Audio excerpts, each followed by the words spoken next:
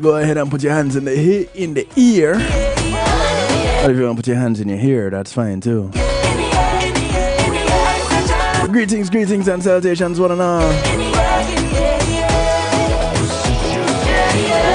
Welcome to the night shift with DJ Kevin Stew. It's community and finance night. I want to say big ups to each and everyone locked in right now.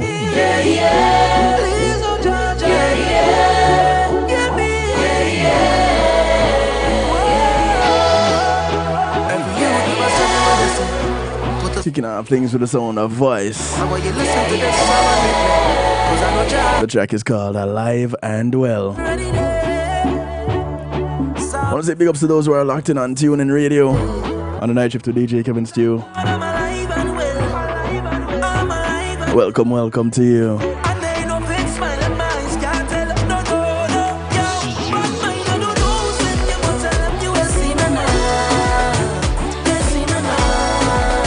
I want to say much love to those who are locked in from across the pond on One Harmony Radio. Top of the morning to you guys over there in the UK.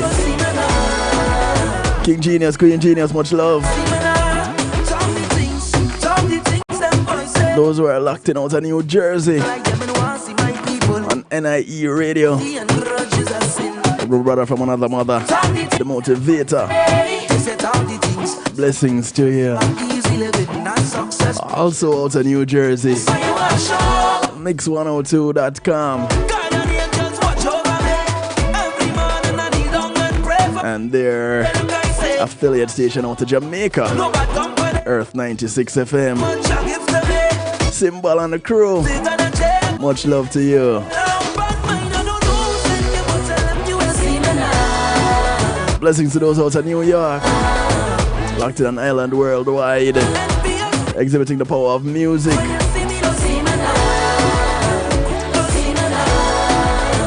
We got some new music coming out of the Jump Out production crew. Yeah man, musical therapy later on.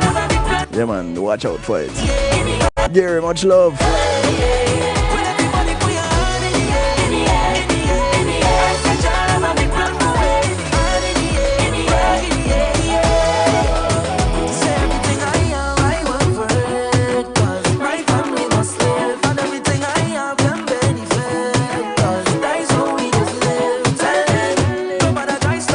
Say big ups to Mr. Lindsay over there at the Foundation Radio Network.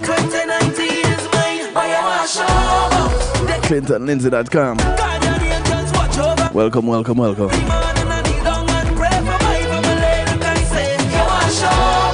Of course, those who are locked in on YouTube Live, welcome to you. And those who are locked in on Zeno FM, bubbling in the stew pot, along with those on Clubhouse, also bubbling in the stew pot. Welcome, welcome, welcome. Those who are here at the home of the night shift with DJ Kevin Stew, kevinstew.com, where you're encouraged to have acceptance through enlightenment. I want to say welcome to you. Glad you could be here. Glad to have you. Couldn't do it without you. And like I always say, you have my word, I wouldn't even try.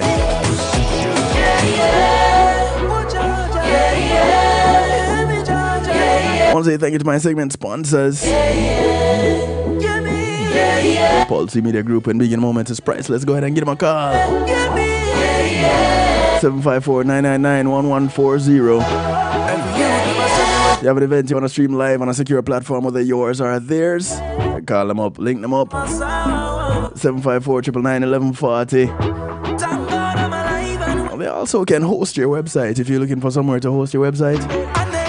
So ask to them about it. They host mine. Thank you, Pulse Media Group. I want to say thank you to Althea and her Healing Heavenly Hands. Althea is a licensed massage therapist operating out of Broad County, North Miami-Dade, and South Palm Beach counties.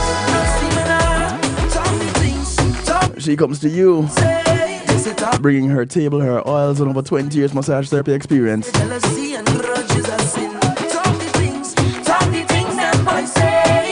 So if you're in Broad County, North Miami-Dade, or South Palm Beach counties, give her a call, schedule your appointment. She comes to you.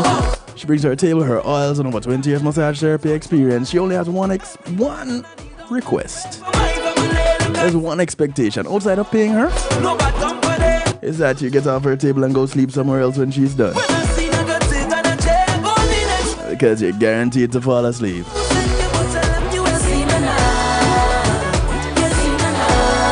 954-655-9000 is the number you call. Call her up, schedule your appointment today. I want to say thank you to the Global Base. The Global Base is your one-stop shop for everything related to marketing, promotion, social media, music, and event planning. You can count on the team to welcome you like family and create everything your heart desires. Go check them out online, theglobalbase.com. That's DAGlobalBASE.com. Contact them today. Tell them Kevin Steele sent you. I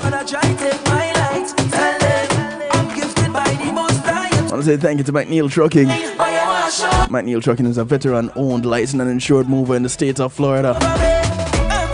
So you want to move from the Keys up to Jacksonville, from Naples to Pompano Beach, from Palm Beach to Jacksonville, or Pensacola. All points in between. Go ahead and give them a call. You want to put some things in storage, you don't have the manpower, you don't have the equipment, don't worry. You have the name, you have the number. McNeil Trucking, 954-406-9740.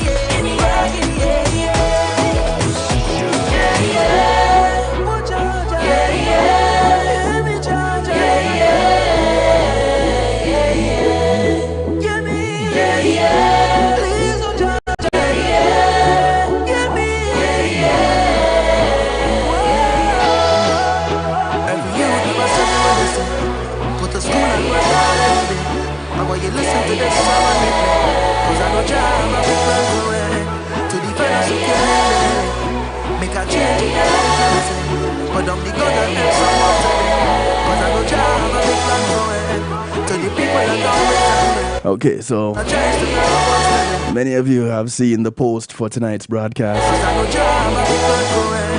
I know some people have been waiting. And guess what? You don't have to wait much longer. Joining me right now for tonight. What I didn't tell him, it's really his broadcast and I'm just facilitating it. So ladies and gentlemen, without further ado, thank you, Voice. It's on a Voice track called Alive and Well. Oh, wow. Ladies and gentlemen, the man of the moment himself, Mr. Isat Buchanan. Good night. Trying to center myself on your camera. I don't know if I'm centered. No man, I can fix that. Let me. Oh, okay. Come on, Great. Look at you, ladies and gentlemen, the man himself. Isat, welcome to the night shift to DJ Kevin Steele and Community and Finance Night. Tonight. Listen, I was trying to share the live so that people in the local space could be a part of it. But boy, the negativity on TikTok is real, so I'm going to proceed without doing so. But I'm so happy to be here. Well, I'm glad to have you, man. Let me make a couple of adjustments over here on this side and reposition you for this shared shot that we have. But in the meantime, what you can do is, because there are some people that don't really know who Isat is, just go ahead and introduce yourself for me, please. Wow. How I introduce Isat, it's always important to know where you coming from. Yes. So I am the grandson of a great man, James Samuels Portius.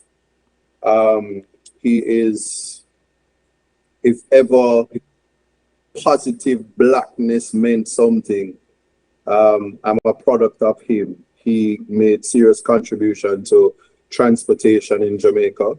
I won't comment on where transportation is now, but I do know that through his work and through him impregnating my grandmother and having my mother, who then met another great man, Big Youth, who is my father. I'm just a product of great people, and they named me Isat, which means the great one. In my endeavor to live up to that name, which I don't know if I'm ever doing that, but I know where I'm coming from and I know what my mission in life is. So when somebody said, who is Isat? I know that one, I am a black man and I am proud. Yes. And I know my roots and in the Jamaican space because I am Jamaican. I understand as a person who travels outside of Jamaica the importance of human rights. I was blessed to study law, and I am a lawyer. And as a lawyer and as an attorney, I certainly know my mandate is to help poor people. So I'm not the rich man's lawyer. I assist poor people. Right. So my clients are predominantly black, predominantly poor. I'm happy for that. Sometimes they don't have the money, but certainly we provide the assistance. And when I say me, it's myself and other young lawyers who I'm blessed to have working with me now. And we assist those people. I drown out the noise and I do what I have to do, because I know there's different rules for ISAT. So that's who ISAT is right now. You have to ask me the questions and I'll happily answer them. So you didn't change your name to ISAT. You were given the name ISAT and you had to then live up to the meaning. I'm gonna tell you this, you see. If I'm living up to the meaning or I'm getting to that meaning, that's all on God. Yes. Because I can tell you, I myself, when somebody says who I am just Isaac. But what the spirit in me is a fighting spirit. I'm seldomly bridled, gagged, and words don't affect me like I see it affect other people. But my father held me up when I was born, Lion King style, and he looked at me and said, I am Isat Buchanan. And the meaning of the name is welcome the great one. I don't know, maybe more smoking too much weed, but it put me in a hell of a predicament to be living up to this name right now. Listen, it's all good. It's all good. Sometimes we are given a destiny and sometimes we create a destiny. Either way, there is a destiny. For those of you who are listening in and want to be a part of this, you want to give Isat an encouraging word, you want to ask him a question, you want to know something along the lines of what we're talking about, the lines are open. Lines are usually open. 773-789-STEW is how you get in touch. 773-789-7839. You can call, text, WhatsApp, Telegram from anywhere in the world and be with us live and in living color. All right, so the lines are open. The discussion is open. So let's start with you growing up.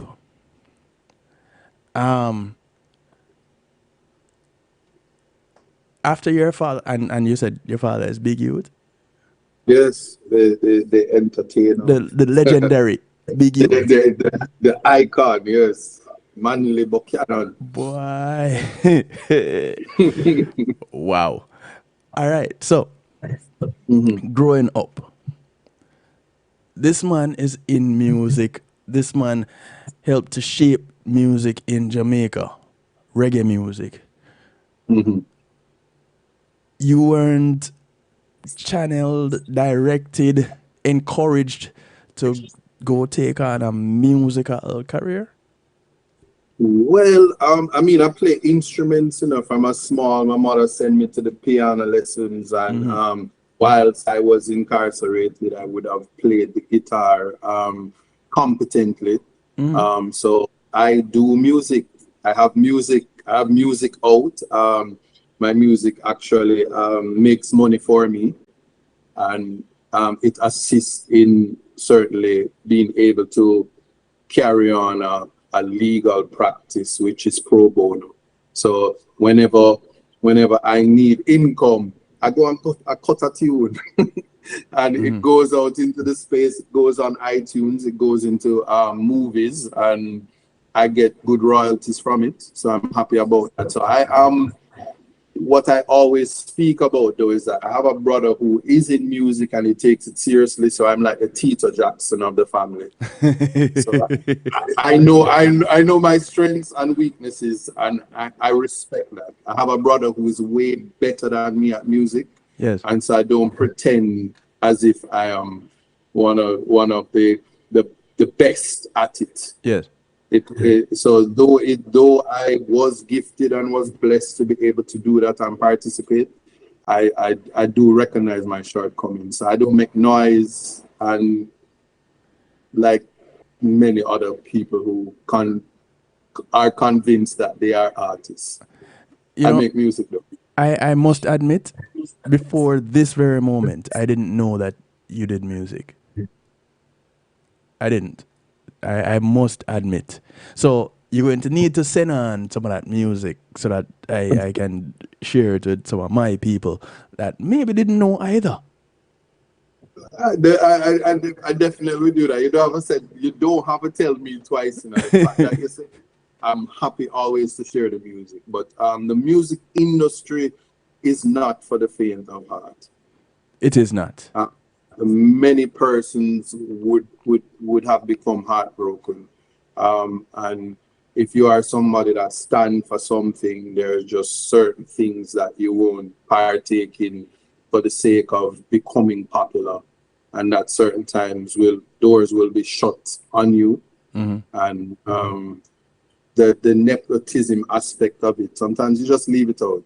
So like I said, for me, I'm just blessed and happy that if you know the story of the 10 talents in the Bible, I thank God every day that He would have given me many talents and the ability to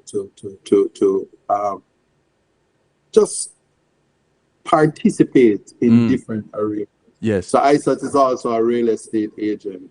Isat is a personal trainer. Isaac is a lecturer, a tutor at the university level, an educator, an employer. I do so much, and I'm happy to just share knowledge, a wealth of the knowledge that God has gifted me. And a lot of times, I like how you said the grow up part. When you ask the next question, I'll talk about it. But the journey is it's like a movie. It's unbelievable. Sometimes when I sit by myself, when I sat, I really have to say, God, you have been so good to me. All right, so I don't know if you're over there predicting questions, but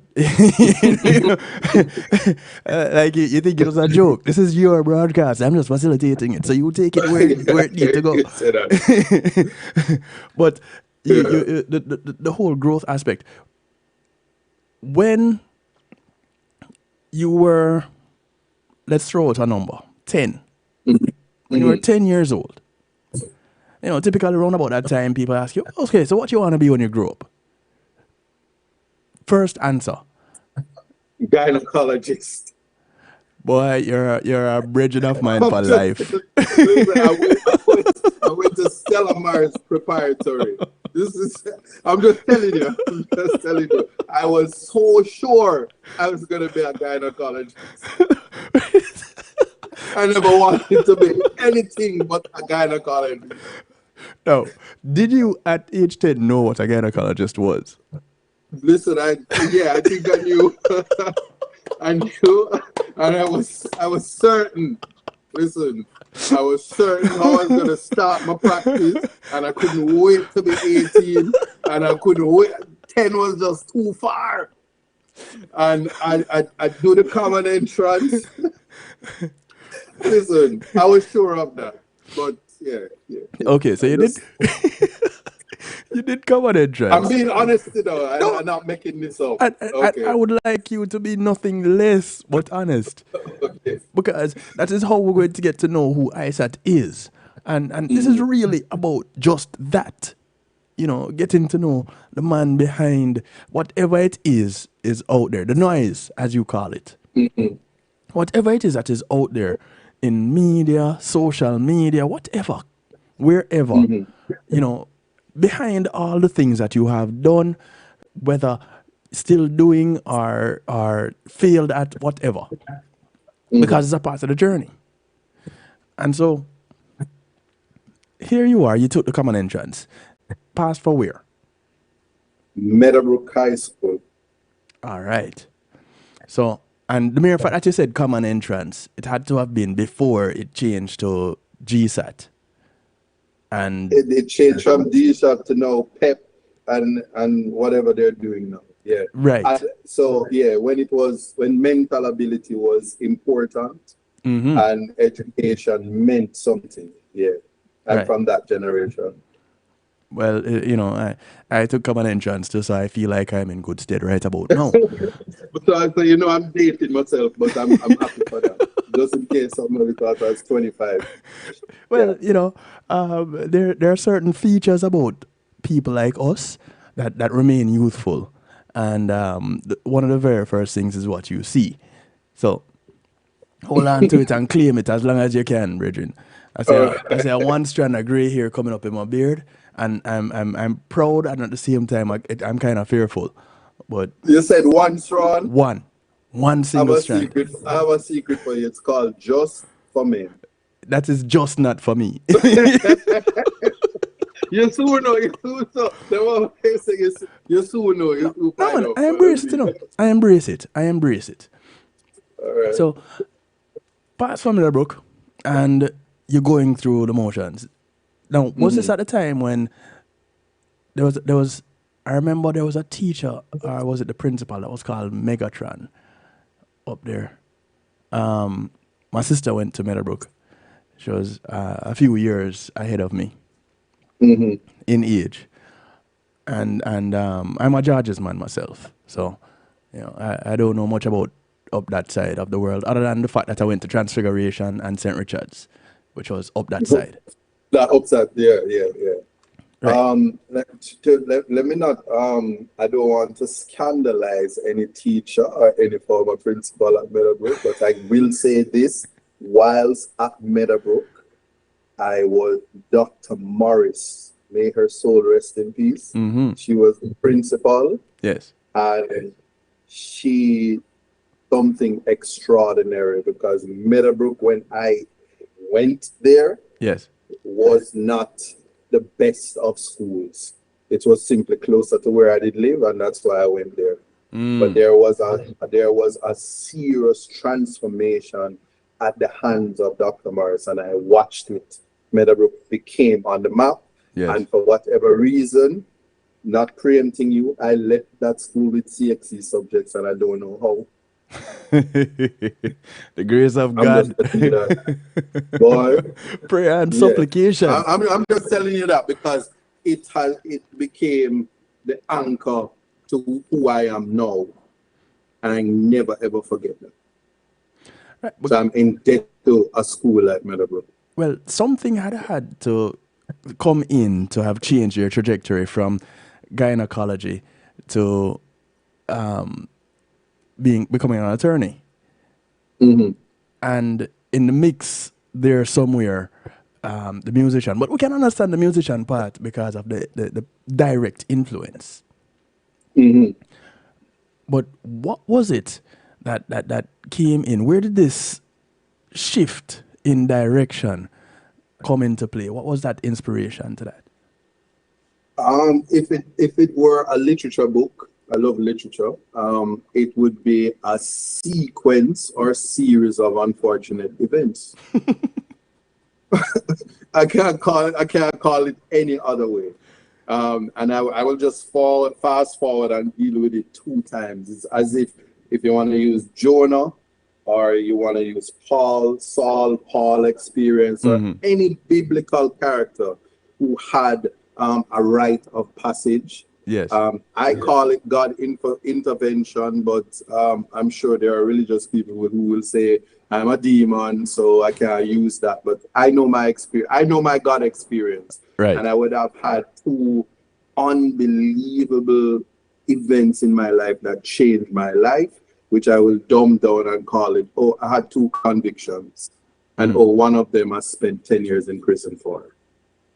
And it completely changed the trajectory of my life. It has certainly in the Jamaican space, it has caused me to be a second-rate citizen.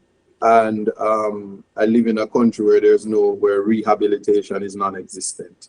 So because of that, there were post experiences, and I'm just going to call it post deportation experiences in the Jamaican space. Yes. That even then would have put me, when I said to myself, I would never find myself in handcuffs or dealing with the law ever again. Yes. That just wasn't true, because if you're deported, you're deportee, like they know who you are and police will take step on you.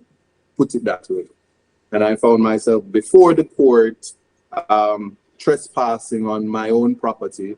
Of course, that didn't go anywhere, but from there, I found myself in law school. That was the thing that sent me to law school. And all this time I'm talking to you, it sounds like I say, it's a literature book. Yeah. But without reading all the pages, I can tell you that the God intervention, because I was doing music. The Tito Jackson thing was a joke, but I saw a Baba after I completed my first CD. A Baba is an African priest who, it's not an Obia man, so it's a spiritualist. It's a big difference. Yeah. And you go, he flew all the way from Ghana and he came to Jamaica.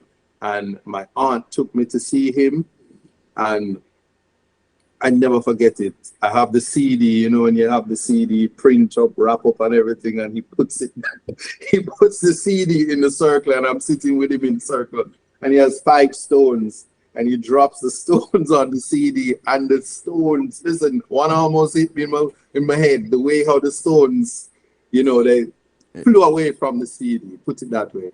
And I knew right there that was not a good sign. And he said, And I know already before him tell me what he's going to tell me, my spirit don't tell me, he's going to tell me, say, listen, not now, go on for you, the music. And then I don't even know why I'm talking about this again, but listen, he says to me, you have a brother? I say, yes. He says, well, let me tell you something. He is Michael and you are Tito. I don't know any other way to tell you this. And then he looks me dead in the face and he says, but fret not thyself, because you're going to be a lawyer. Wow. And I call the man a fraud. I call the man. And I was so upset, because I said, I know you're a fraud, because I'm sitting before this man with 2 convictions, and he's telling me that I am going to be a lawyer. I take up my key, remember I went there with my aunt, You're about to leave her at this point. Take up my key and I drive come my yard, and I march myself up the stairs to go complain to her. And I knock on her door, I say, but I just leave her.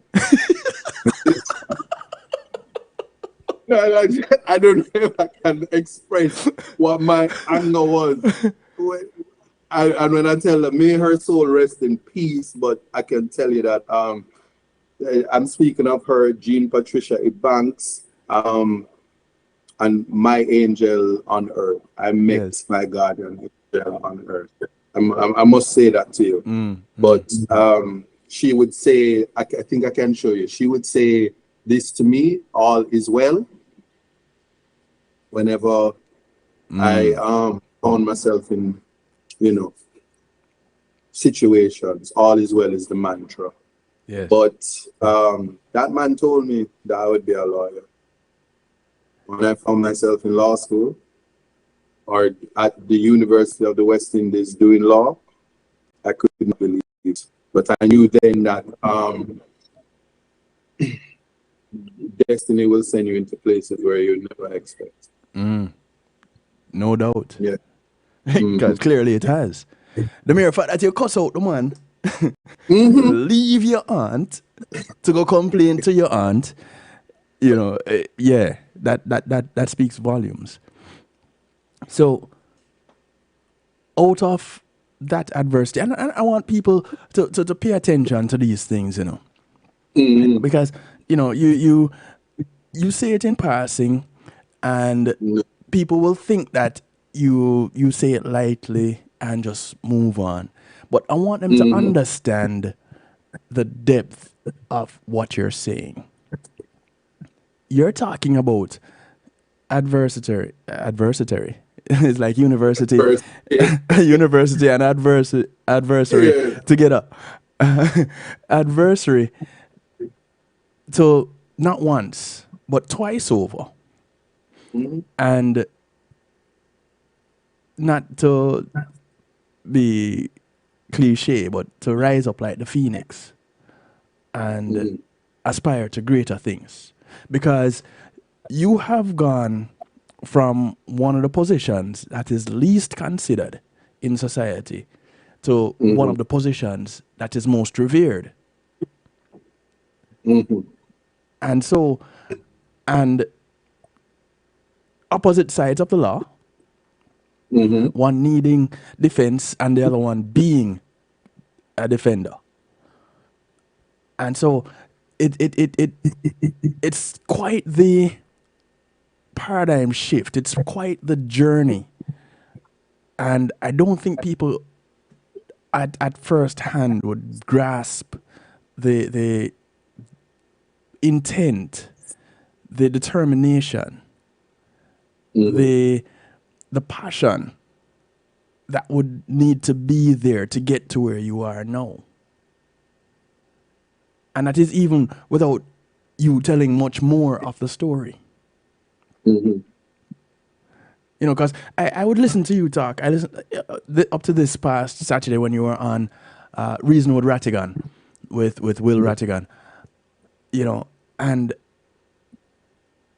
I hear this, although humble and calm, this passion, kind of like the face of that lion behind you. And so, you know, I thought it was really interesting. It would be really interesting to hear who the man behind all of that is. And so, getting these little stories that help to make up Isat, starting with that Lion King over the, you know, the monkey holding the lion over the cliff, presenting you to the jungle, you know. Even that, the symbolism of it, and almost like the prophecy. Because you're doing great things.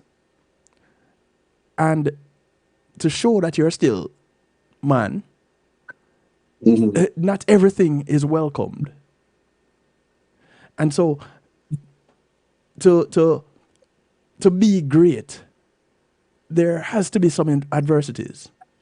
Because Einstein didn't become the genius overnight. No, I'm aware of it. yeah, a lot of people don't pay attention to how many failures he had before the success. So, you telling your story on this platform at this very moment, even if it's one person hearing it, is that one person that needs to be inspired by Isat. Mm-hmm. So you got some of the better things in life, because I consider learning music as one of the better things in life. Mm-hmm. Why? Because anybody that knows music, that was taught music, got to activate a part of their brain that many academics try hard to activate. Mm-hmm. And not because I was taught music myself, I am saying that so that I can end up in good company, but because it's true. Mm-hmm.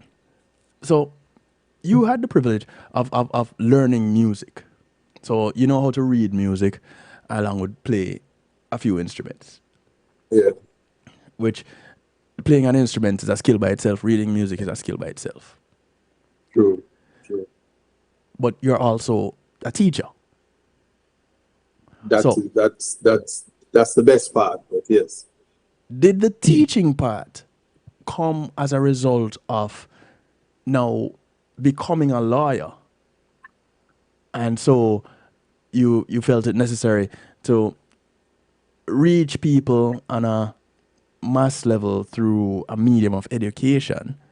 Or was it that it's just another way to make some money? Money? No, no, no. Teachers and money. Man, you make the teacher them in Jamaica find you and lynch you. Teacher and money. That don't go. It's Jamaica me living a boss, man. Teacher and money. Let me tell you. Happy to say this.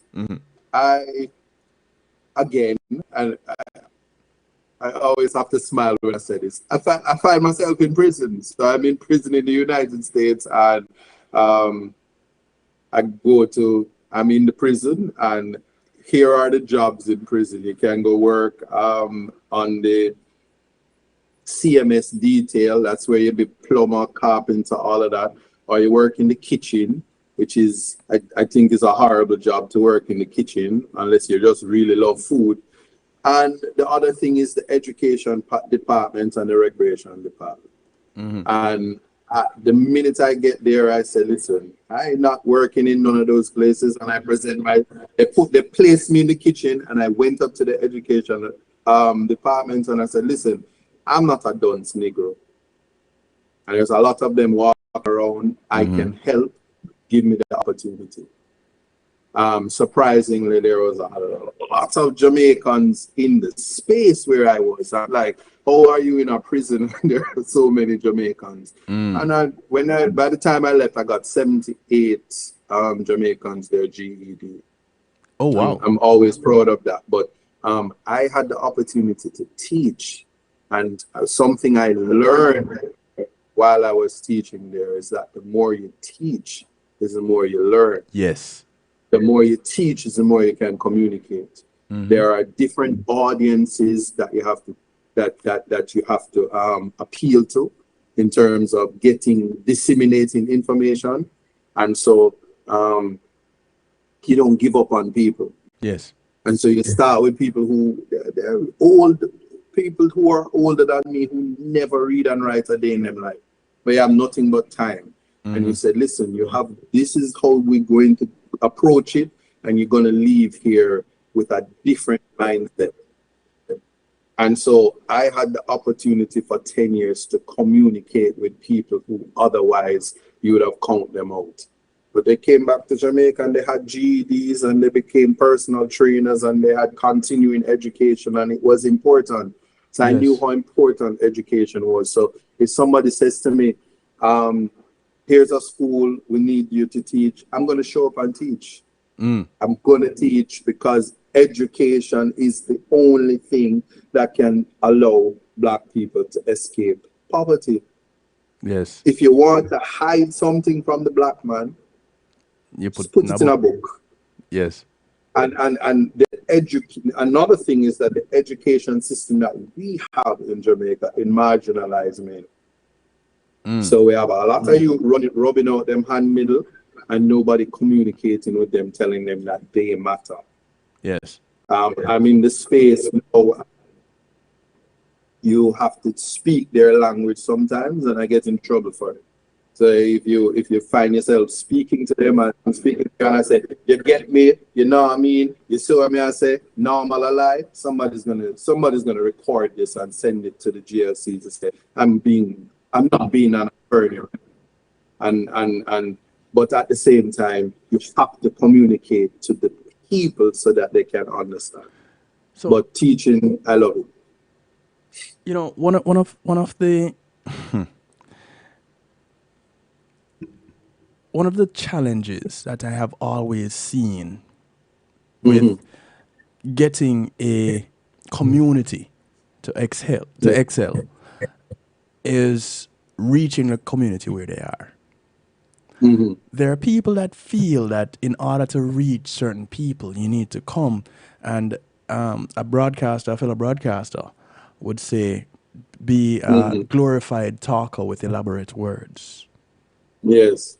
Just a whole lot of fluff. And when you can reach people where they are, then you make a connection. And when you make a connection, now you can be an inspiration. And that was evident with 78 people not having that level of education, now moving on to at least a basic education that can take them to the next level. And they took that and they ran with it, which says another thing. Not because you were convicted of something and you did time for that thing. That time for that thing was you paying your price. So you did whatever, you paid whatever. Now what next? And the mere fact that they could move on from that and become successful in their own right, you becoming successful to this level, says that is not the end all and be all. Right. So now it comes back to a place where, yes, the odds may be stacked against you as to where you're coming from in a particular community, that life that you had lived or that life that you had to live in order to survive. And you got caught up in it and got caught. But it doesn't have to end there. And for you and others to walk and talk and show that, you know, that's a big deal. So you have the moniker attached to your name of human rights attorney. Was that a particular direction that you chose to go to, or was that a direction that chose you? I gotta tell you this. I'm sitting in the law school. I'm sitting at the university, so I should separate it. Sitting at the University of the West Indies, and I'm UEKT. I got all my education in Jamaica. I need to make that clear. So I didn't study law while I was incarcerated. It happened here in Jamaica. I did the full program from start to finish here in Jamaica. But while I was at the university, there are amazing professors at the university. And I was introduced to criminal law by Dr. Janelle Matthews, and I was introduced to human rights law by Tracy Robinson. While I'm learning these subjects, it hit me the type of attorney that I would want to be, which is to assist the minority, the least among us, and help in terms of understanding that, bringing back the humanness. So in our society, when you speak about there is no space or facility for me to go around telling people, hey, you can be like me, because the first thing they're going to say is, no, I can't be like you because you're an uptown youth. Right. But then uptown youth say, oh, you're an old convict, you're a ghetto youth, and I've seen the articles where they say I must go live on riverbank. Why am I an attorney? How dare them make somebody like me an attorney? I shouldn't be an attorney. Really? But what I would have, when I was called to the bar, Bert Samuels, who is my mentor, gave me this book, it's The Constitution of Jamaica, and the Charter of Rights. He put my name on it, and he says, this book will change your life. Don't ever leave it. And I've never left it. I read it every day. I was sharing it on Saturday with I'm doing that now on reasoning with Rattigan. And what is in there is what I care about. And so I could have been practicing in other areas, but I love human rights. The reality of it is that a lot of the human rights violation takes place in the criminal court. They drag people before the court, violate their rights, and that's where you find them. And in order to educate the people, you have to be in the arena where you educate them. So all the things that you see in the media, they don't put in the media that a black-skinned man spent 5 years of his life in prison because somebody says, oh, a 6'4" black man robbed somebody, and you take up a black-skinned man for 5 years he was doing life in prison, and his conviction was quashed this year. They don't report stuff like that because it's offensive. Like when they had a man in prison for 50 years and I freed him, I got more backlash because how dare you embarrass the institution that be the nobility of government and society. When we put people away, how dare you free them? And that's what I experienced in this space. To be clear, as a second-rate attorney in the Jamaican space, it doesn't prevent me from doing what God has blessed me to do, and is to communicate with a certain class of people and invite them to change the narrative. If it's nothing I learned from the United States and the United Kingdom, is what the purpose of incarceration is. What would that be? It's not until I became an attorney that I understood what it was. You said half of it. We can break it down, you know. Let's do that, because here's the thing. I have been talking about wrongful incarceration on this broadcast since 2019, sorry. And I started talking about addressing a high-profile case, which I still address today, the case of Rodney Reed in Texas. And the legal consultant on that case that gets very little recognition, Mr. David Fisher, has become a personal friend of mine, and we talk about this case in depth. And I've addressed other wrongful incarceration cases, mostly out of Texas and Oklahoma, to be honest. Yes. And so, you know, I haven't really addressed it in Jamaica, but it is not outside of where I would want to go with it, because wrongful incarceration happens everywhere, and that's something I want people to understand.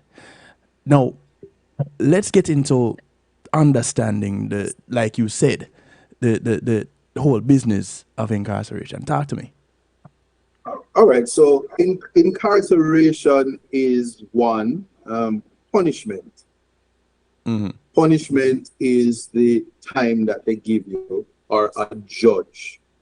And when I speak about a judge, the experience and wisdom of a judge, which is why I'm against mandatory sentencing, but the judge is able to assess the individual. This is how it ought to be. The individual who comes before them, they make an assessment and they say, this particular person, if they get this amount of time, they will be a different person when they leave the institution. The institution that is the prison. And I can tell you this, I was in prison in America, and it was an institution that today I speak about it. It was more posh than majority of the government buildings in Jamaica. In other words, there are people who are not living in conditions as posh as where I was. Let's start there. I was in federal prison. Right. But while I was there, remember I told you I was an educator. Yes. I was paid by the United States government, the Bureau of Prisons, to educate. Right. And I developed skills whilst I was there. My certification from the National Federation of Trainers, personal trainers, is a legitimate one which is recognized around the world. Right. So I was given skills. So I wasn't placed in a box like an animal, like in the Jamaican space. And whether people want to accept it or not, forget about, I do even talk about whether what I went to prison for, whether I did or not. It matters not. What I know is that when you accept wrong, as in you respect the verdict when it comes, having gone through the entire appellate process, and you do your time, you pay your debt.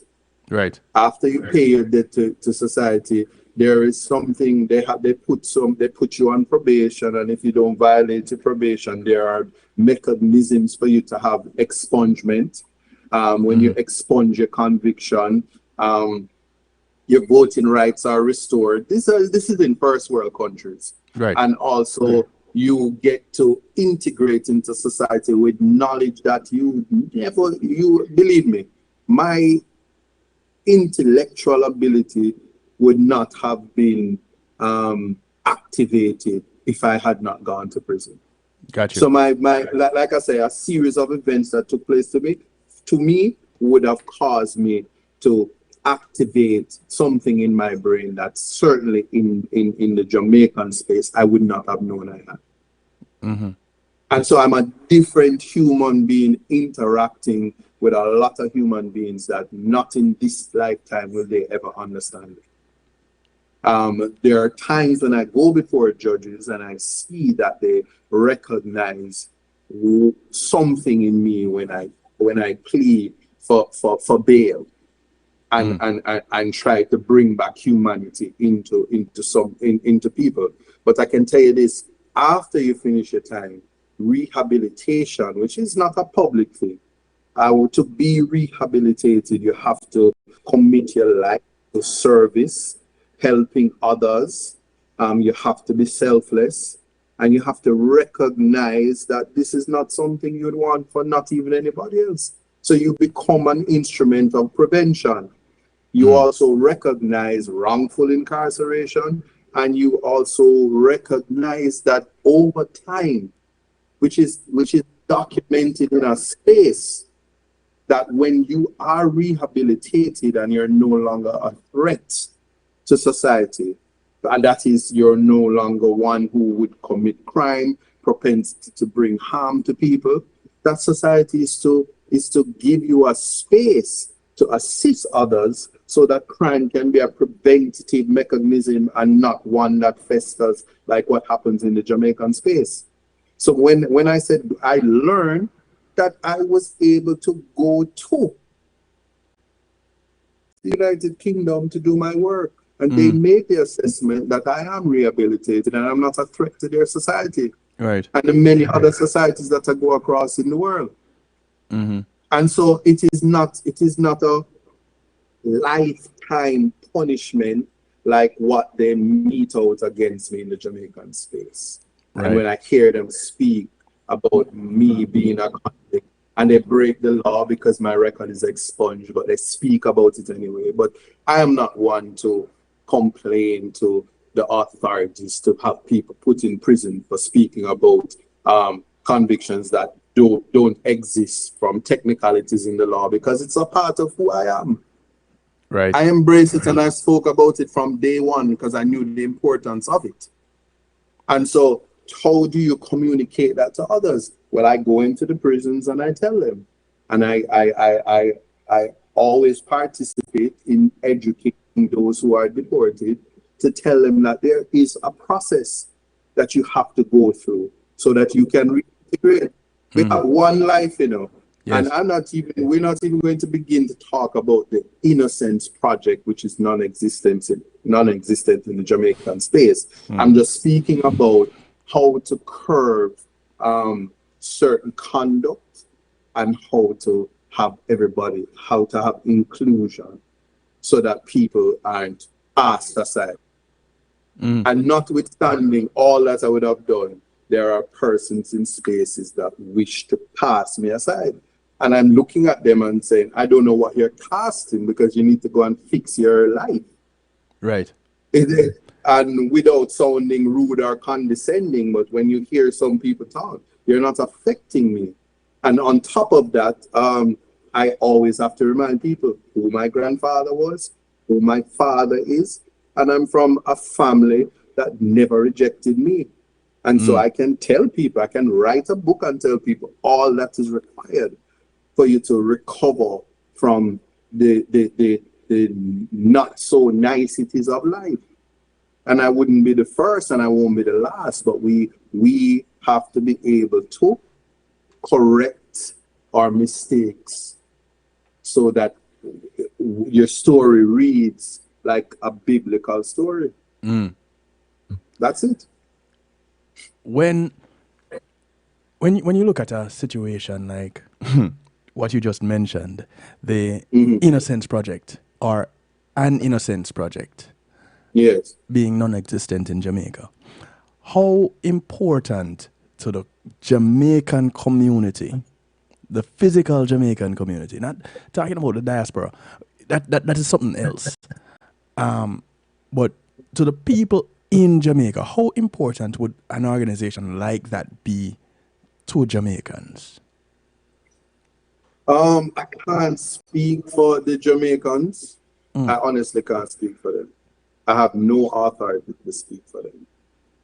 What I can say respectfully is that I recognize 100%, and I'm humbled by it, that when Plato, in his work and his critique of Socrates, made mention, and it's important. I can only point the public to the direction. If you Google Plato's cave, one can understand the Jamaican reality. And so people won't know the importance of what they can't understand. So Jamaica remains Plato's cave. And I'm outside of that. So what my message will always be one that is rejected, because I am not looking at shadows on the wall and guessing what it ought to be, because I know what it is already. Yes. That's my response to that. You see, this is a real fitting dialogue for my platform, because there are a couple of things that remain constant from the time I started broadcasting back in 2010 till today. And one of them is to change a narrative. And the other one I coined more recently, to have acceptance through enlightenment. Right. And if you take the first letters of each of those words, you get a word that is commonly used, and a lot of people don't understand the meaning of that. They just use it because they were told that that is what that is supposed to be. However, here we are in a time and space where convictions happen on a regular.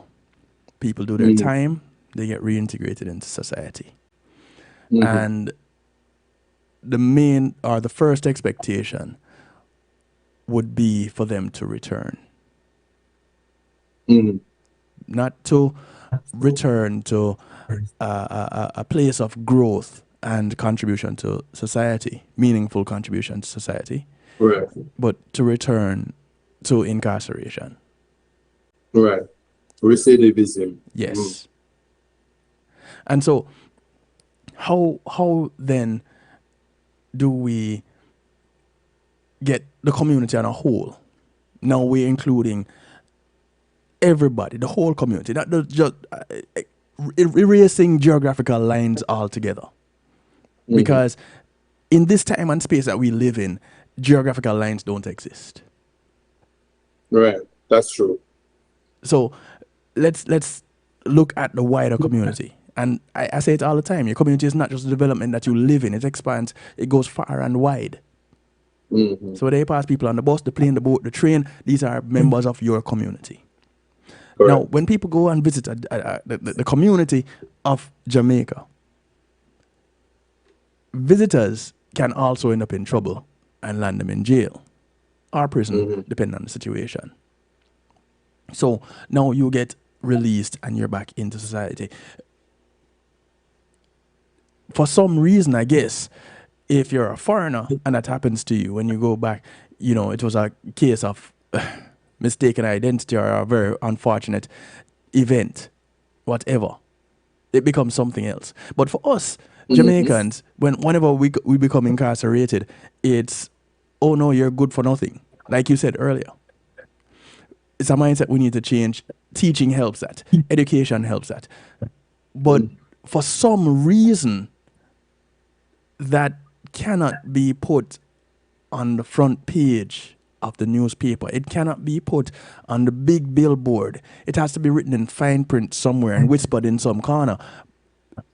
Is that a mindset that Isat sees as necessary for change in order to move forward?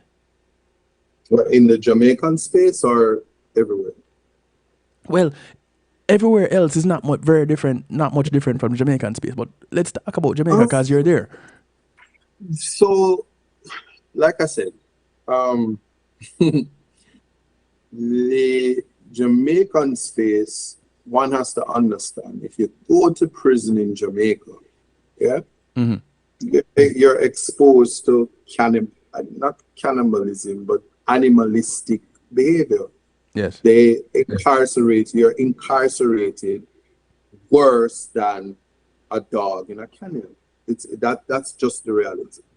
When I speak on it, there are people who cringe and feel like I'm criticizing, but the system is not in keeping with the Mandela standard. Anybody who know who Nelson Mandela is, he did his 27 years in prison and he wrote an extensive human rights instrument that was adopted by the United Nations. And if you are a nation, albeit a third world nation, you ought to take steps to get to that space.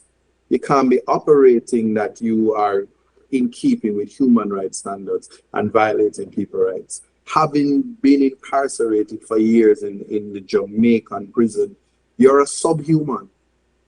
So when they release you back into your society, albeit you're going back into spaces where you're not going uptown, you're not going to a house. Maybe the house that you was there is no longer yours. Somebody captured it by adverse possession, and to get it back, you probably would have to kill them.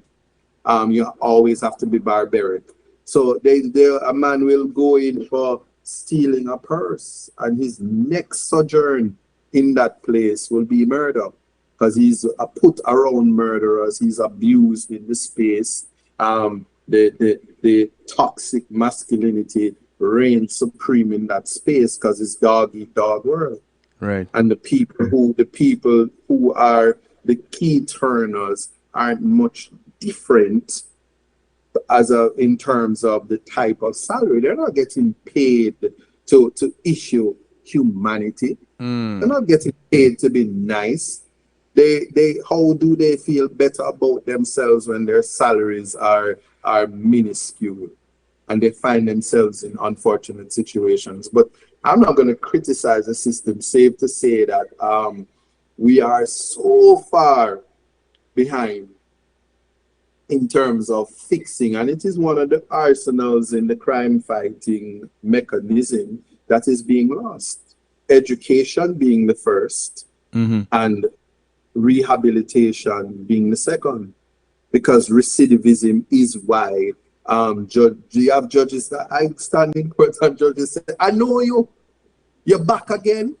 Mm. That meant that in and of itself is not good. Yes. And especially in the Jamaican space where we quickly turn ordinary citizens into criminals. The stigma that comes behind being a criminal is unbelievable. It's unexplainable. Even I wouldn't even use the word emasculation. I will say they strip you of your humanity. They strip you of your voice. They strip you of your constitutional rights. Even like sometimes I hear people speak about my conviction, and we're talking about things that took place 25, 27 years ago, and I'm like, wow. And to give it teeth, you speak about you speak about the mistakes of a 19-year-old. You speak about the mistake of somebody before he's 21. And 20, 25 years, 26 years have passed, and you speak about it as if it was yesterday. Yesterday, yeah. And you try to keep people in that. And I've seen them do it to a lot of people who have changed their lives. The only problem is that when you go, aha, he has 2 convictions, people kind of look around and say, oh, we know already. But for those who are shamed, I would just say to them, wear your shame. Because if you don't wear your shame, you're not even on the road to rehabilitation. So it is an art, and people aren't even interested. A couple of comments here that are on the YouTube live. Red Fox, much love to you. Bubbling in the stew pot. For those who don't know, the stew pot exists. It's what others call a chat room. But because we're fancy on kevinstew.com, it's a stew pot. You don't need to register, offer your firstborn an internal organ or a blood sacrifice to be a part of it. Just go to kevinstew.com. Bubble up. Yeah, man. It's the interactive portion of kevinstew.com. And so you can remain anonymous or you can put a name. Red Fox, much love to you. Thank you for tuning in. On YouTube Live, Tina Simone, welcome, Tina. Glad you could stay up late for this one. Says prison system is an industry, investors, profits, experiments, etc. Experiments that makes you think something else, like are people incarcerated are being used as lab rats. I don't know. I wouldn't be surprised. It has happened here in the United States. So I don't see why it wouldn't happen anywhere else in the world. It's certainly not. It's not. None of those things mentioned apply to Jamaica. I'm happy to say that. The investors, there are no investors. There are no profits. It is a liability. You have grown men who should go look work just sitting in them cage and sitting in themselves and can barely bathe. It's disgusting, but I just don't want. If I express myself every time people talk about that, nothing that you're talking about. For instance, if it was about profits, Digicel or Flow would have phone lines in the prison and charging grown men and their families $100 for 1 minute. Like they do in America. $1 for 1 minute. A 15-minute call is $15 to speak to your family. And no one can cry about human rights. In Jamaica, because there are no human rights, they don't want to communicate with their family.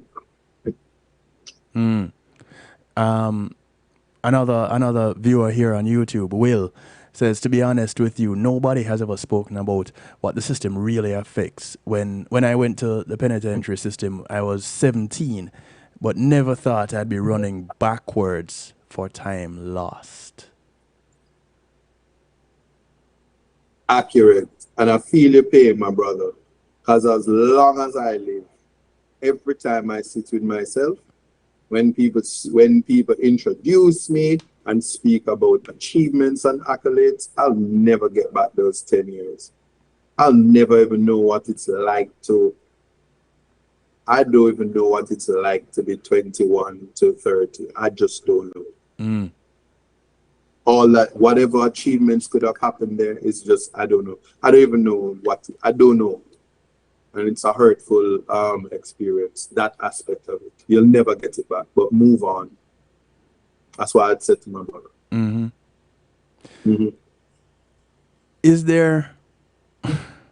Is there like a support system for people in Jamaica that have gone through the prison system looking to move forward?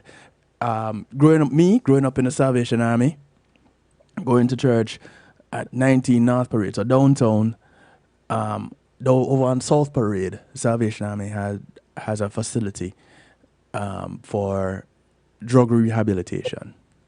Mm-hmm. And a number of the men in that facility have also been incarcerated. And I know people today who have gone through that program and have even become pastors, Mm-hmm. turn their life around completely, and have been able to reach people in a similar way that you can reach people and teach people. Mm-hmm. When I say the government of Jamaica, I'm not talking about any particular party.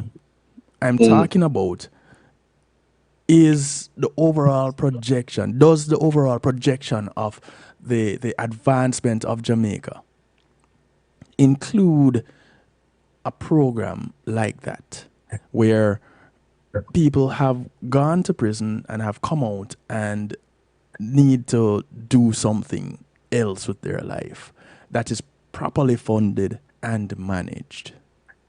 Okay. Even a thought of it. You're just trying to set me up. I'm not trying Well, I'm to set gonna you up. laugh with you. No, but here's where I depart. Yeah. Right? Yeah. I'm gonna depart from prison now. Yeah? Because when you go to prison, you're not a special class. You deserve no reward or special treatment. Mm-hmm. Especially in the Jamaican space. Put on you to want people to come hold your hand to be better.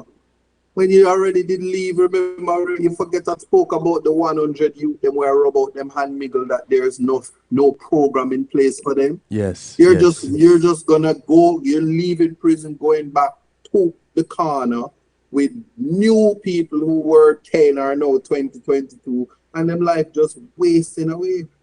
There's statistics and there's nothing to improve those lives. There's nothing. And so there's no special treatment. So I can tell you this, I understand why it is important to put down the conviction class. It's the only way to feel better about yourself. So I sympathize with persons who need to, notwithstanding the reality, need to put me down to feel better about themselves. Believe me, I understand it. Yeah. Because there's, as I said, when you think about Plato's cave, everybody has to deal with their own reality. But that is why I speak up. And that is why I said, with a country that only has 3 million, 3.5 million on the rock, if I'm wrong, please don't chastise me for not knowing the exact number. I do not take census. It is a product that is so important. Every single Jamaican is so important. Yes. And so if you're not valuing the people, you can't begin to assist and facilitate the people with shortcomings.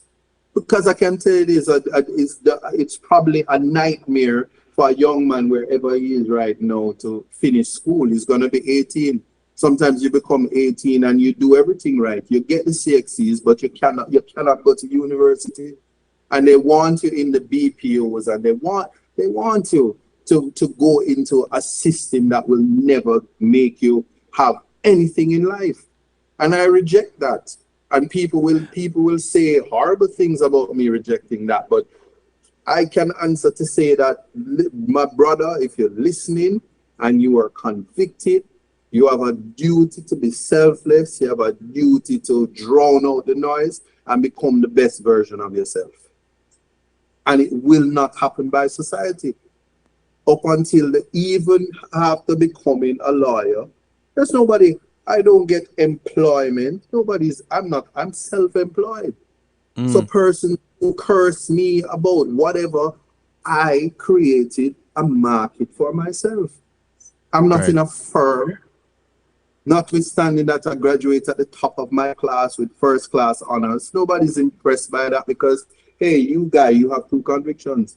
I live it every day, so I don't talk about it, and I'm not handicapped by it. I'm actually proud of it. But then they are the same ones that says, why are you making these people think that they can infest society with this concept of rehabilitation and empower these people to be better than the people who don't want to be better?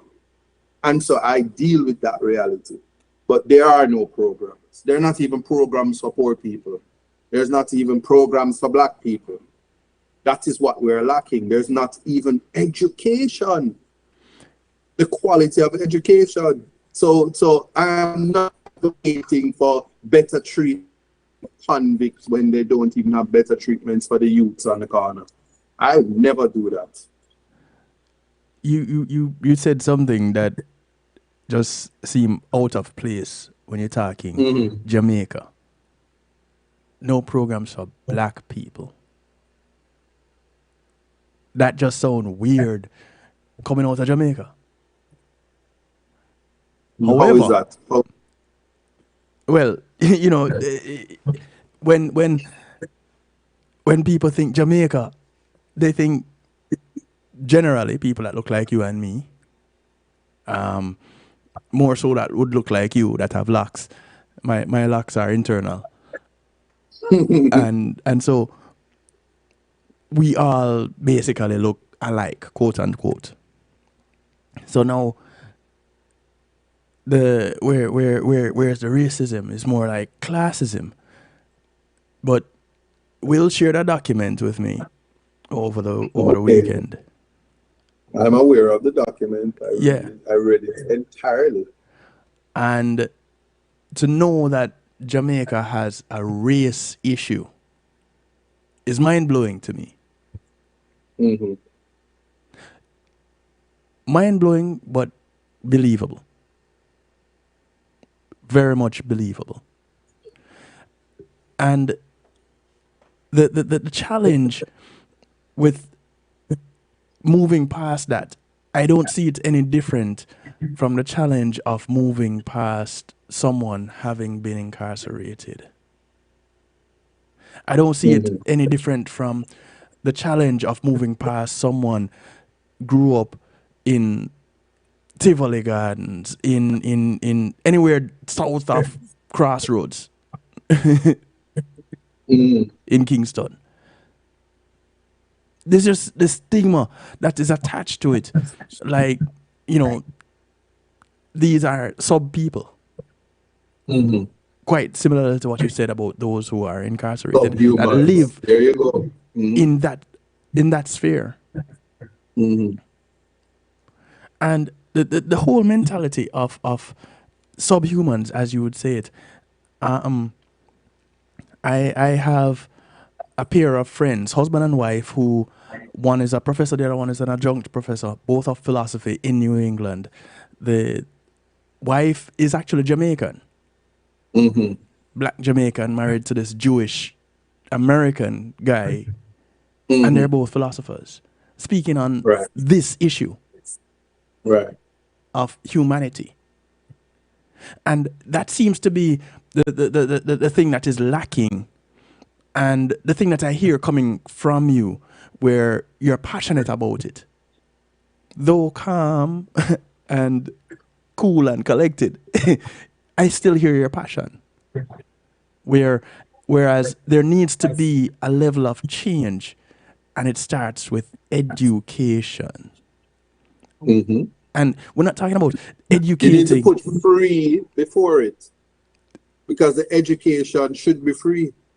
Well, we're not even touching that yet. No, I can't. When I speak, I have to advocate for it. Oh yes, I'm all for it. Look at me trying to explain. You use language, you know, English language and English literature to communicate with people, and people who not even verse in basic English much less literary tools, Yes. will come and criticize. They have cell phones and they can go on Twitter and they can cuss you. Yes. And because they cannot comprehend Keyboard satire, warriors. sarcasm, they can't even understand the importance of quoting. You can't even quote a body of works from anybody without people criticizing you, because the minds they need access to education. Yes. And it's not, and the fact of the matter is the people who need it are the black people in Jamaica. And this is true. And I can tick all the boxes. I speak at about 6 graduations this very summer here, and I tell all of them to fright and horror, and their parents says thanks for the reality, but it was harsh. I can tick all the boxes. I'm a Negro man who have 2 convictions. Who, how dare him gone have lice and ginger in him head top? And I mean, say it's written in a court judgment. It's okay. Rasta people have lice and ginger, and that's fine. Or my bad, dreadlocks. And I have all the things that makes me less of a human being in a society that says we are out of many one.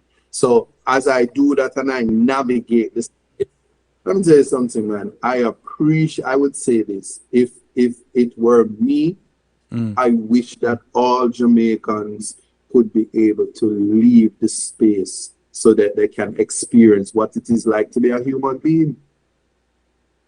Yeah, that part. And that's important for me to say. So when you deal with people with love, when you speak to your brother with love, you read the comments and you know what them say, you're soft.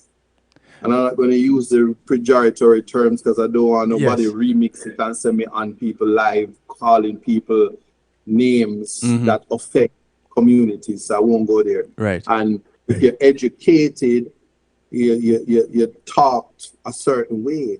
And if you are aggressive, you've been a barefoot rasta, you must fit in these boxes. You must exercise this and you must do that. At that level of incarceration, I reject it because I understand what it is to navigate the world, and a lot of them can't do it out of the Jamaican space. How ironic is it that from the country that the song came, One Love, you have to leave this space in order to understand what that means? That's crazy. Because it's bass awkward, and I'll say it just like that. This is the rock. Every corner of this world that you go, and you just speak as a Jamaican, people are looking around and go, "Hey, Irie." They may not know anything else in the English language. They know that. But yet still, we do not know how to love each other. That's crazy.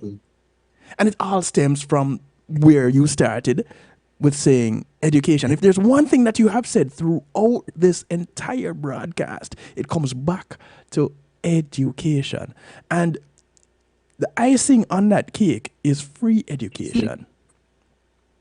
And it's not rocket science.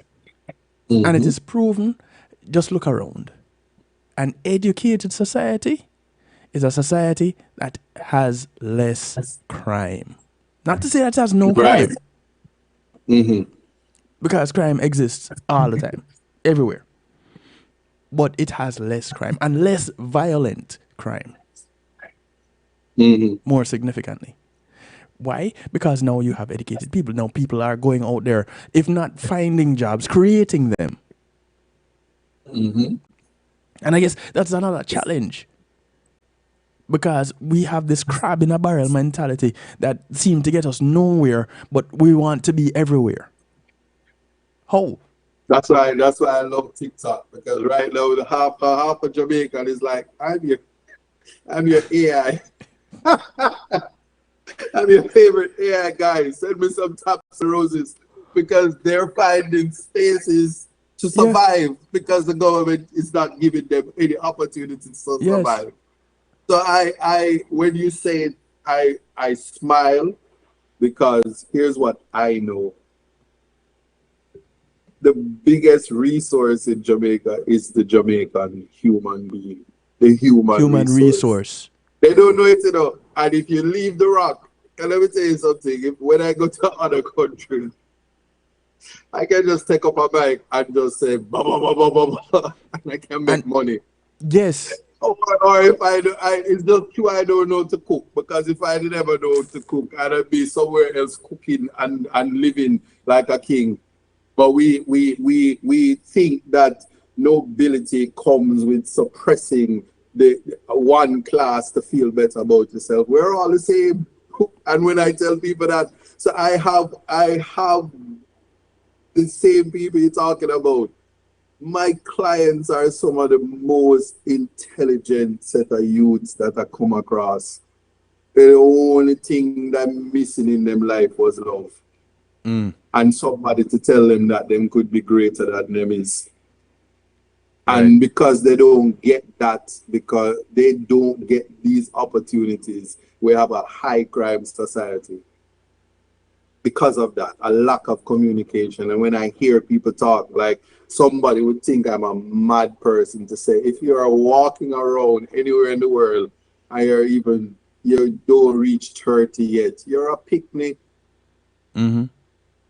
You're a picnic. And my father, God bless me to have him. He held my hand right through prison. And right now, this man still cook my dinner.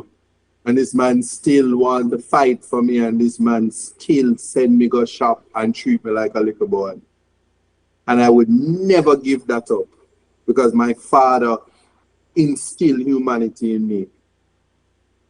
And he let me know that if you mistreat the least among us, I better, it's pointless to exist.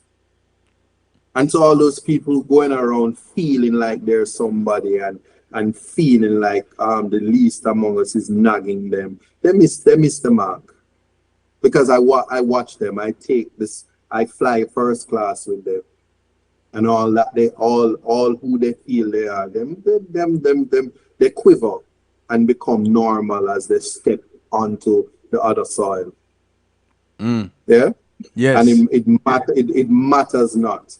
So you won't. So the type of I listen, man. I'm a servant, and that's just. And I love people even if they don't love me back. I don't know what's the point in living if you're not doing that. And I share my knowledge until God said, "Oh, share it." And when He says, "Don't share it," it's because my eyes are closed. And that's just me. You know, you said it earlier, and I wanted to repeat it because you kind of touched on it just now, but I wanted to emphasize it. You practice law as your own entity. You don't work for Yes. anybody. And the people that you represent are not the ones that have the resources like that. That is true. So That is true. how do you become a successful lawyer in the sense that people perceive a successful lawyer is if you're not making money? Because these people don't have that money.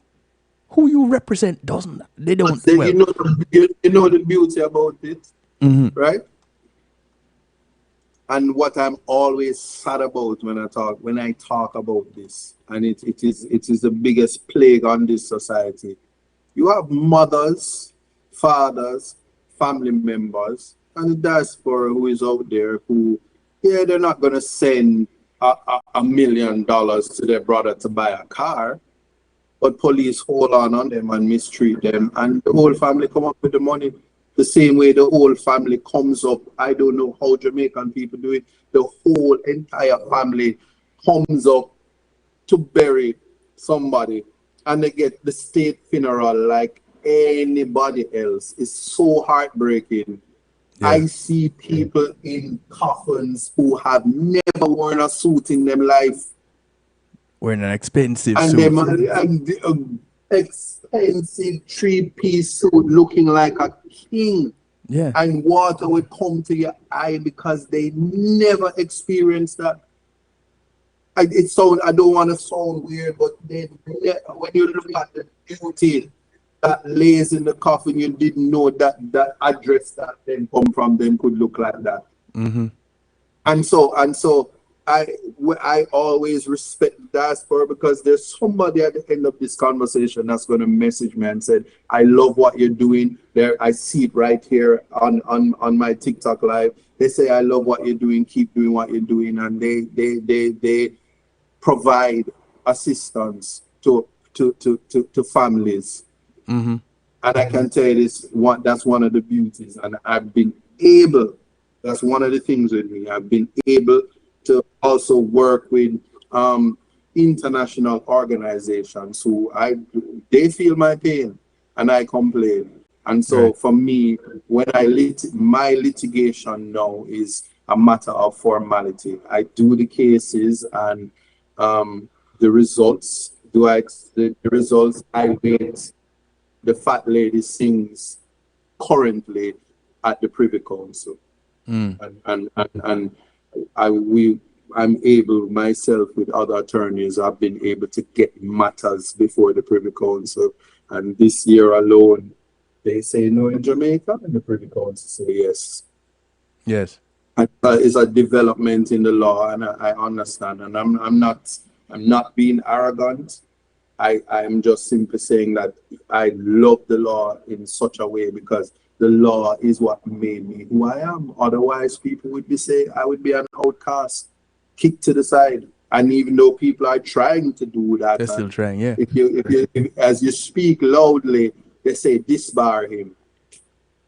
Take his practice. He shouldn't be allowed to practice. Why was that convict allowed to practice? I hear it over and over and over. If you speak out against injustice, they said this. He's disgusted. Get him out. He's doing too much. He's a busybody, and I smile at it because, as I say, I don't work for nobody. Right.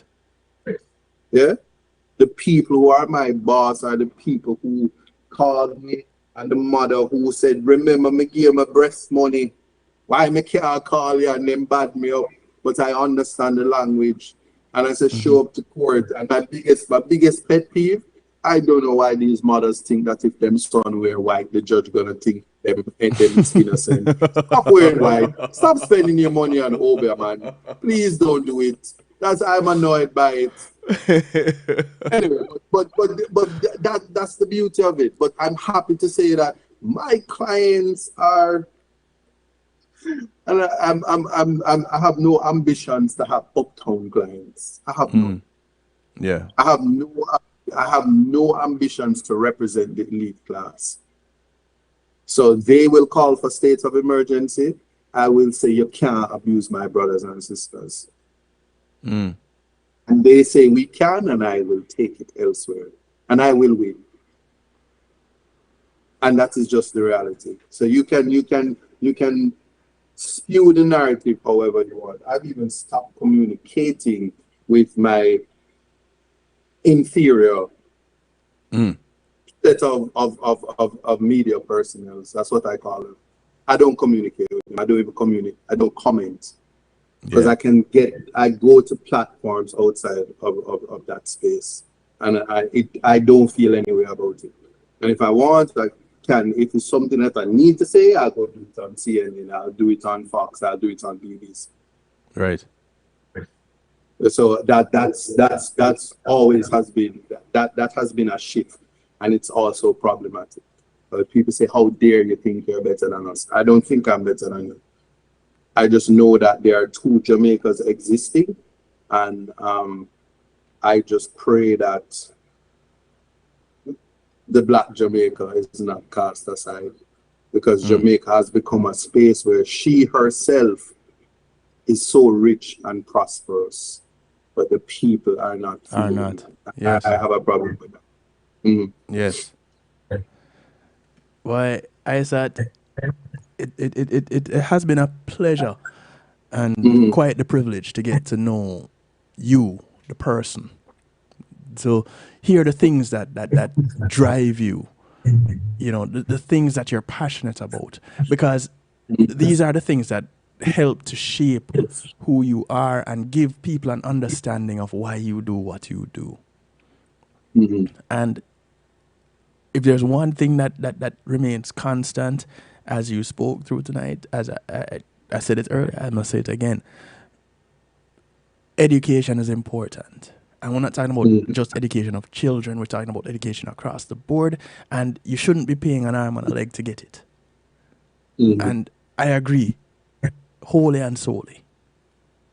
And I understand that the battle is an uphill battle, and anybody listening to this broadcast, whether you're listening live on one of the affiliate platforms or on kevinstew.com, or you're listening later on because somebody shared the podcast with you or the YouTube with you, understand this. It is our collective problem. It is Yes. our collective journey. You can't just say, oh, them people over there have to deal with that. No, we all have to deal with it because Mhm. we're all involved in it. You can't take yourself out of it by any ways, any stretch of the imagination, any means or of any form.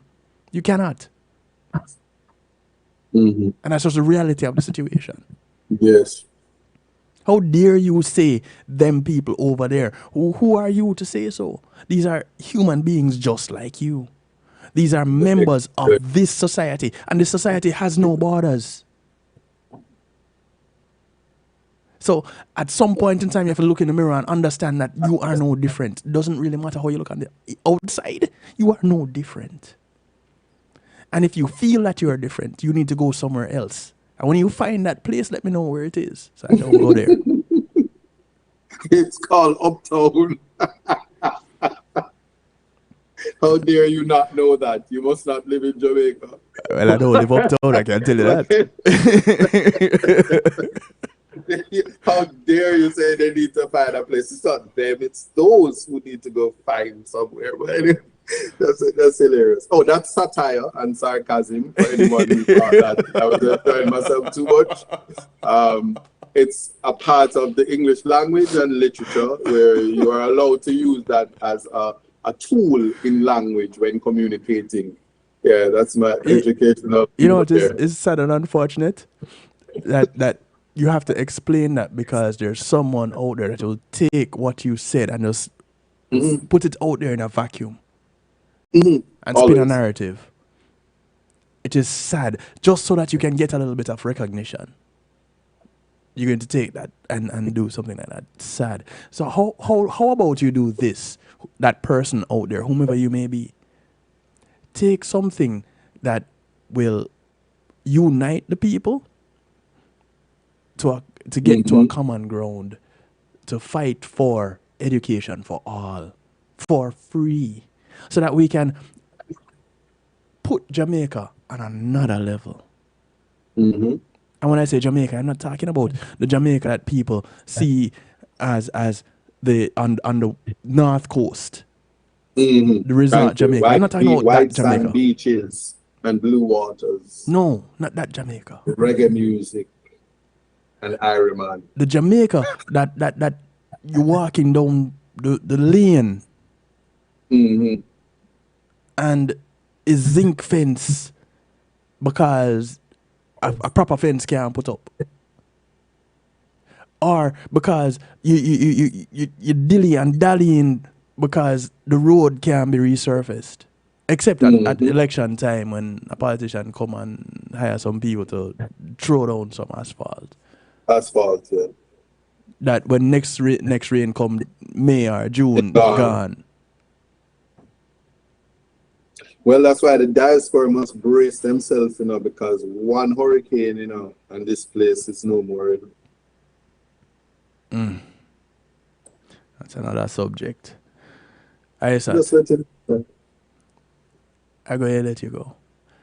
Yeah, man. I appreciate this opportunity. It was most interesting. I'm very happy that I did this. It's very therapeutic, but more so, the message is the importance of education to the Jamaican people. Yes. So it was an honor. I'm gonna send you my music, and if you not play it, chart down Babylon by I'll send you the thugs them for make sure the talking them. Yeah, that was a threat. Internet madness. Sit down, man. How can people who want to reach out to you, how can people get in touch with Isat? Where can people hear Isat talking? Where is Isat? Talk to me. Isat is on Reasoning with Ratty. Isat, you can find me on Partner Draw TV on Friday nights where I am available. And I mean Isat Buchanan on Instagram, on TikTok. Those are the spaces that I'm in. Yeah, you won't find me nowhere else but those places. Cause yeah. If I'm not there, it's because I'm busy. But yeah, that's where you find me. All right. Much respect, Isat. Yeah, man. Take care of yourself, brother. We will maintain the link. The connection is live, has been live, and I thank you. Blessings to you, blessings to the family. And that's the journey. Blessings and good night to your viewers and your listeners. Yeah, man. Much and love. Respect for them not beating me up, or I'm not seeing it, or it's a filtered space. Listen, on YouTube it has been only good words, and I find this to be a thing. Every time I do a little bit of a little poll, people are saying, "Boy, I listening and I taking notes." So don't think I'm not listening. So that has been a thing. I don't know. Okay, but before I go, I have to say this because it's been over my head. People, McNeil Trucking, your goods are in good hands. So you need to call us today at 954-406-9740. McNeil Trucking. It's over my head, so if I don't do it. Hey, listen. I'm going to get you to some voiceovers. Call us now. We'll truck it for you. McNeil. All right, listen, I'm gone. I think my ADD just kicked in. I need to go. I'm going to edit that part of the video and send it to McNeil Trucking for them to use it as an advertisement. All right. Blessings. Hey, much love, Isat. All right.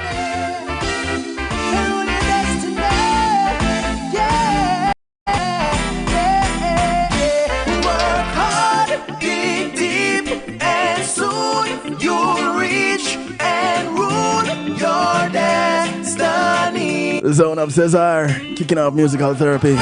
Dig deep and soon you'll reach and rule your day. If there's nothing that has ever been true, this is. You own your thoughts, so now you got to get up and get what you want. In order to achieve, you got to take the chance. Believe in you and not the ones who say you can't. You can because you grow your dreams as if life is a feeling which you plant the seed. You cultivate it into your reality tree, then reap the fruits of being who you want to be. DJ Kevin's true. All manners and respect is due. Cause you are carry the music and the culture right through. Big up yourself, Cesar. Bless.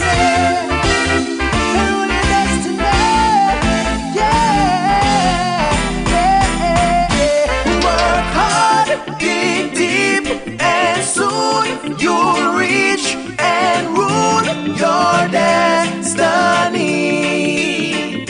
Work hard, dig deep and soon you'll reach and rule your destiny.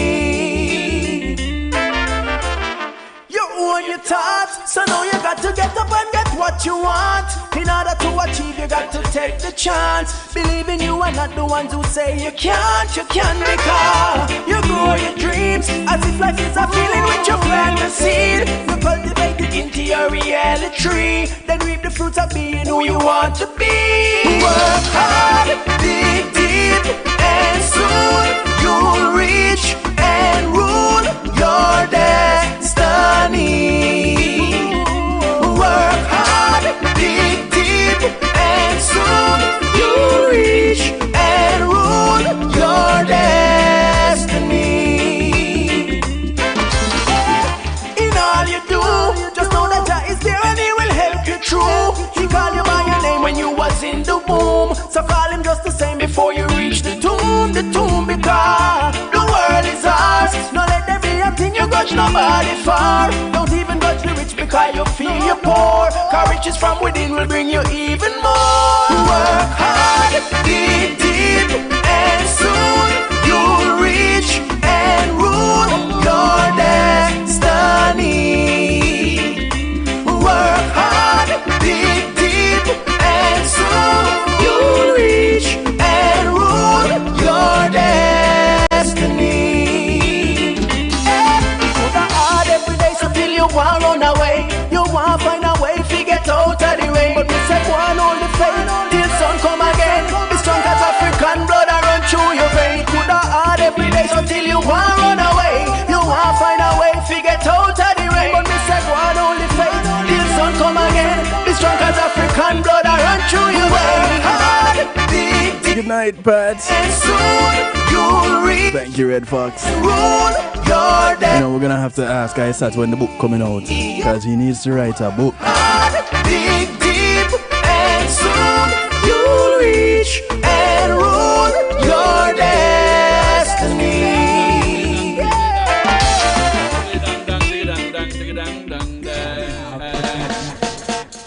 I like to say the liberty of life is a journey. We got to observe more frequently. We must live and learn to listen and conversate. This is new music from Frank O'Brien. I say be careful what you say. Where and when and to oh. You say what can be a problem when get 2 ears, 2 eyes and only 1 mouth. Hear more, see more, and the less you New music. be careful what you say. Where and when and to Courtesy of Jump Up Production Crew. be a problem when get 2 ears, 2 eyes and only 1 mouth. So you must hear more, say more, and the less you talk about. Remember what happened to a brethren Garrow. Take slick mark that and let it teach you to.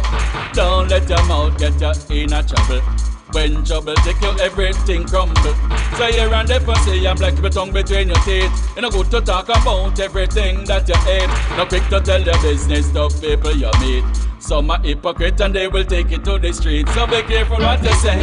Where and when and to oh. You say what can be a problem. We get 2 ears, 2 eyes and only 1 mouth. Hear more, see more, and the less you talk out. Be careful what you say. Where and when and to oh. You say what can be a problem. We get 2 ears, 2 eyes and only 1 mouth. So you must hear more, see more, and the less you talk about. A man betrays another man with a trust that again. A traitor is the devil and him only pretend to be loyal and a very good friend, but for himself will deceive all men. So cut out the high thing and stay humble. Never let your left know what your right hand do. Never you trust the mind of people. Some will sell you for a dime just to earn a nickel. So be careful what you say. Where and when and to oh. You say what can be a problem. We get 2 ears, 2 eyes and only 1 mouth. Hear more, see more, and the less you talk about. Be careful what you say.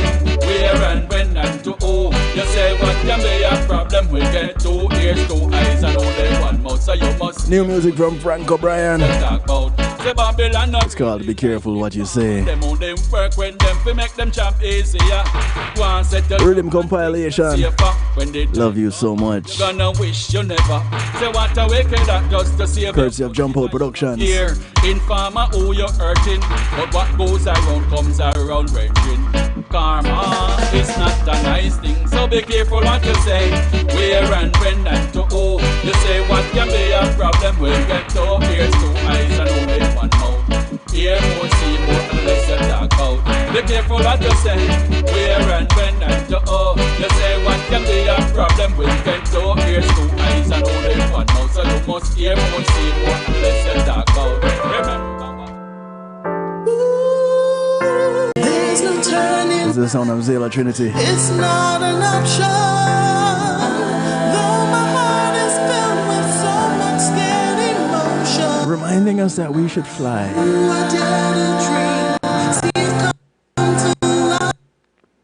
And you know, I don't even know why this song decided to go into itch and scratch and stick right about now. But it is what is it's doing what it's doing. I guess for me to say these words. If you caught nothing from tonight's broadcast, take this away. Education is important.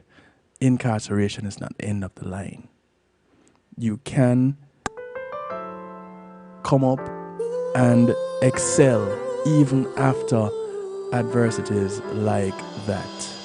So, don't let that define you. Don't learn how it is that you can, like the album that this track will be a part of, Metamorphosis. Let that thought help to transform you so that you can be the great individual that you are in the sphere that you are supposed to be in.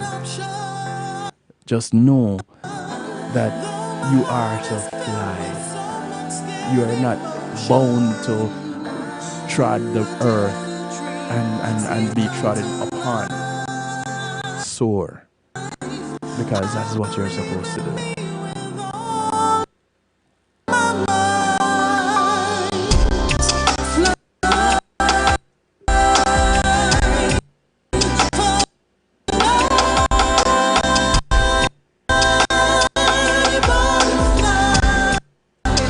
You know, this thing is starting to upset me. It must be because it's the end of the night. It must be tired. I don't know. But, wow. What can I say? Zilla Trinity, I don't know. Somebody don't want to hear you tonight. It's all behind me. Internal war and strife, pretending to be something I'm not inside. It's so strange. Well, let me go ahead and wrap this all up. Thank you all for tuning in. Thank you to my affiliates near and far, the Foundation Radio Network, ClintonLindsay.com, One Harmony Radio, top of the morning to you guys over there in the UK. Still, thank you for tuning in. Thank you for your support. Mix102.com, Earth FM, Earth 96 FM in Jamaica, NIE Radio, Island Worldwide, up there in New York. Thank you all. I truly appreciate love, the support. Y'all take care of yourselves. Those right here at the home of the night shift to DJ Kevin Stew, kevinstew.com. I thank you. Thank you for the support. The night shift continues throughout the week, 10 p.m. right here, kevinstew.com and affiliates. Much love to you. Good morning, good afternoon, good day to you wherever you are in the world from right here in South Florida. I bid you all a good night. Be good. If you can't be good at it. I'm out of here.